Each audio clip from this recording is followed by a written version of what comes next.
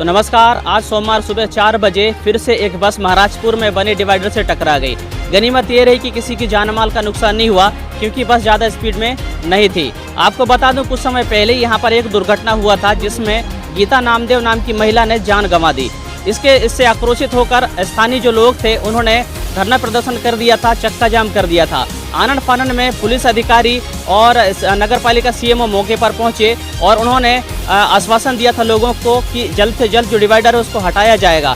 इसके बाद वहां के लोग वहां से हटे थे, आंदोलन को समाप्त किया था। अब काफ़ी सारे महीने निकल चुके हैं, इसके बाद भी डिवाइडर जस का तस बना हुआ था। आज फिर सुबह 4 बजे छत्तीसगढ़ की तरफ से एक बस तीर्थयात्रियों को लेकर के आ रही थी। उनको भी इस डिवाइडर की वजह से दुर्घटना का शिकार होना पड़ा। हालांकि बस ज़्यादा स्पीड में नहीं थी, इस वजह से किसी की जान नहीं गई। फिर से दुर्घटना से आक्रोशित महाराजपुर के लोगों ने थाने के सामने ही धरने पर बैठ गए। इस बार स्थानीय प्रशासन समझ गई कि यहाँ के लोगों को आश्वासन नहीं चाहिए, एक्शन चाहिए, और आनन फानन में बुलडोजर बुलाया गया और डिवाइडर को हटाने की प्रक्रिया शुरू की गई।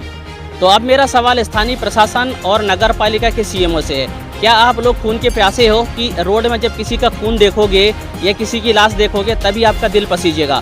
क्योंकि आपको पता था कि बहुत समय से यहाँ पर दुर्घटनाएं हो रही हैं, इसके बाद भी आपने कोई एक्शन नहीं लिया। और सीएमओ साहब, मुझे ये समझ में नहीं आता कि आपने ऐसे किस मूर्ख व्यक्ति को तकनीकी सलाहकार रखे थे जिन्होंने इतना मूर्खतापूर्ण सलाह आपको दिया था कि महाराजपुर के इतने सकरे रोड में डिवाइडर बनाया जाए। और मुझे तो ऐसा भी लगता है कि आप भी अपने दिमाग का इस्तेमाल नहीं करते हैं।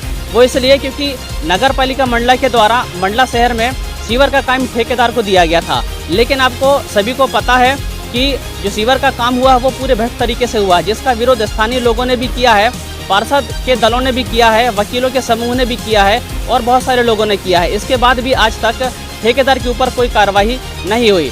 ऐसे इस डिवाइडर में हुआ है, इतनी सारी दुर्घटनाएं होने के बाद में भी आपने इसको नहीं तोड़ा।